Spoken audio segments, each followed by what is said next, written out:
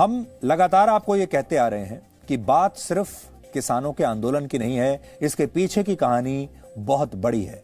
और ये बात हमने आपको पहले भी कही थी कि अगर सरकार ने किसान कानून, ये कृषि कानून वापस ले भी लिए तो भी ये आंदोलन अब समाप्त होने वाला नहीं है, और वही हो रहा है। ये आंदोलन अब समाप्त नहीं होगा, बल्कि अब इस आंदोलन को समाप्त करने के लिए और भी नई शर्तें जुड़ती चली जाएंगी।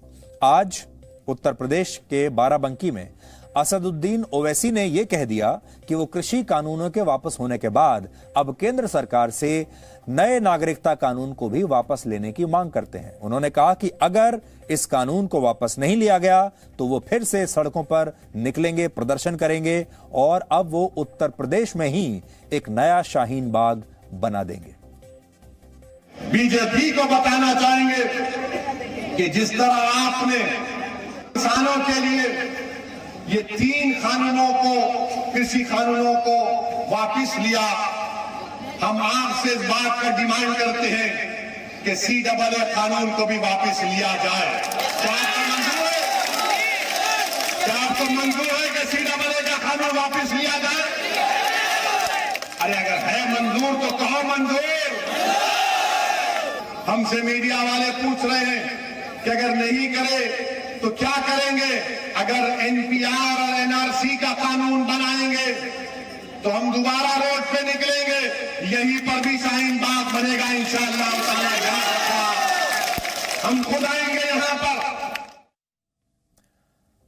तो अब ये आंदोलन ऐसे समाप्त होने वाला नहीं है। इस आंदोलन के साथ और भी नई नई शर्तें जुड़ती चली जाएंगी।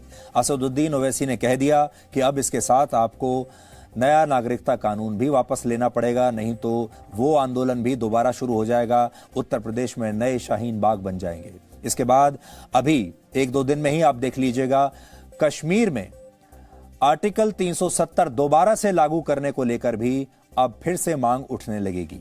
हमने आपको आज से 9 महीने पहले यहीं जी न्यूज से आपको यह बताया था कि अगर कृषि कानून सरकार ने वापस ले भी लिए तब भी अब यह किसान आंदोलन समाप्त होने वाला नहीं है। और उस दिन का यह वीडियो आजकल बहुत वायरल हो रहा है, आजकल बहुत चर्चा में है, और आप में से ज्यादातर लोगों के व्हाट्सएप ग्रुप में या सोशल मीडिया में यह वीडियो एक बार फिर से आ चुका होगा, आपने देख लिया होगा। लेकिन अगर आपके पास अभी तक आपके ग्रुप में यह नहीं आया है तो आज आप एक बार फिर से यह वीडियो देख लीजिए।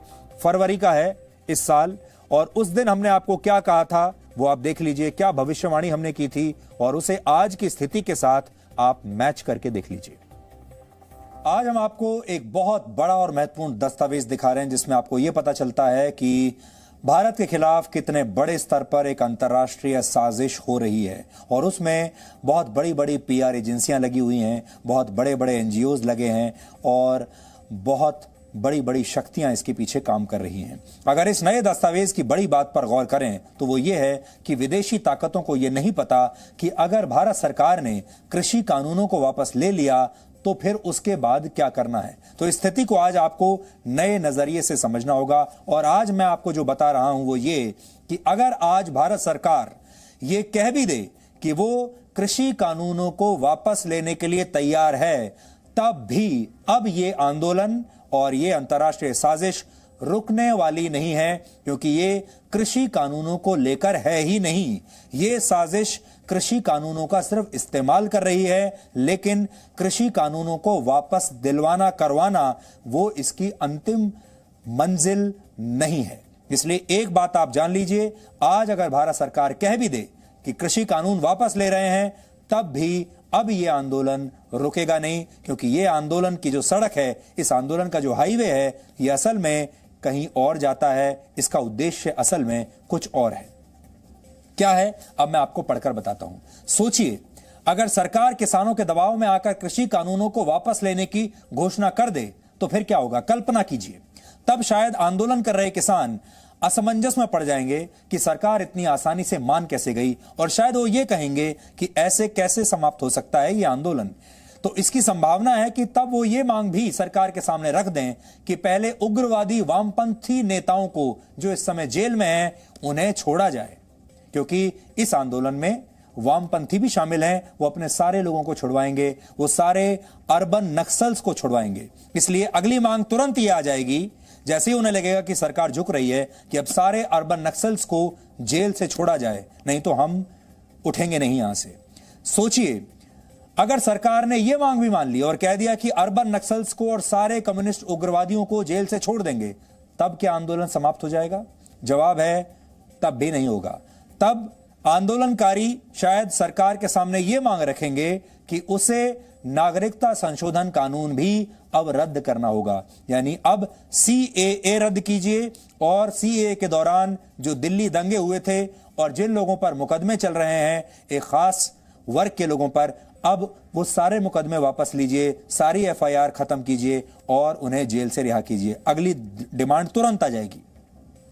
और सोचिए कि सरकार ने यह मांग भी मान ली और उन सब लोगों को रिहा कर दिया जो शाहीन बाग के दौरान दंगा फैला रहे थे, जिन्होंने उस दौरान दिल्ली में दंगे किए थे। तब क्या आंदोलन खत्म हो जाएगा? जवाब है नहीं, तब भी नहीं होगा, इतनी आसानी से नहीं होगा। और तब शायद सरकार से यह मांग की जाएगी कि अब जम्मू कश्मीर से धारा 370 जो आपने हटा दी थी, उसे दोबारा बहाल कीजिए, अपने उस फैसले को वापस लीजिए जिसमें अनुच्छेद 370 को हटा दिया गया था। फिर यह मांग की जाएगी, क्योंकि आप हमेशा याद रखिए, कृषि कानून संसद ने पास किए हैं और अगर संसद द्वारा पास किया गया एक कानून अगर वापस लिया सरकार ने, तो फिर जम्मू कश्मीर का अनुच्छेद 370 वाला कानून भी इसी संसद ने पास किया था, फिर यह भी वापस लेना पड़ेगा। नया नागरिकता कानून वो भी इसी संसद ने पास किया था, वो भी वापस लेना पड़ेगा। यह आंदोलन ऐसे नहीं जाएगा और हो सकता है कि फिर पूरे पंजाब को ही खालिस्तान घोषित करने तक यह आंदोलन चलता रहे, जब तक खालिस्तान बन न जाए। लेकिन एक बार फिर से सोच लीजिए, सरकार ने अगर ये सारी मांगे मान ली, तो फिर आपका क्या होगा, भारत का क्या होगा, इस देश का फिर क्या होगा? फिर भी आंदोलन खत्म नहीं होगा। फिर आंदोलन कर रहे लोग शायद ये मांग करेंगे कि जब तक ये मौजूदा सरकार की जगह देश में वापस कांग्रेस और विपक्षी दलों की सरकार नहीं बन जाती, अब तब तक यह आंदोलन चलता रहेगा। और आखिर में यह आंदोलन कहां पहुंचेगा? वो होगा जब तक मोदी का इस्तीफा नहीं हो जाता, तब तक यह आंदोलन ऐसे ही चलता रहेगा। तो जो फाइनल डेस्टिनेशन है इस आंदोलन की, वो है मोदी का सत्ता से हटना, मोदी का सत्ता से जाना और इनके मनपसंद लोगों का सत्ता में वापस आना, ताकि जैसा ये चाहते हैं वैसा हो सके, सबके लोन माफ हो जाएं, सब पैसा बना सकें, भ्रष्टाचार की वापसी हो जाए, बड़ी बड़ी जो डील्स होती हैं, हथियारों की जो डील्स होती हैं, सब में सब बिचौलियों को वापस पैसा मिलना शुरू हो जाए, ये चाहते हैं। और हमारे जो डिजाइनर पत्रकार हैं, जो आजकल अदालतों के चक्कर काट रहे हैं, जिनकी दुकानें बंद हो गई हैं, जिनके रात में 9 बजे के शोज आजकल बंद हो गए हैं, उन सब की भी वापसी हो जाए, ये चाहते हैं ये लोग। इसलिए कृषि कानून वापस लेने से अगर आपको लगता है कि आंदोलन रुक जाएगा, तो आपकी बहुत बड़ी गलतफहमी है। तो ये विश्लेषण हमने आपको आज से 9 महीने और 18 दिन पहले दिखाया था।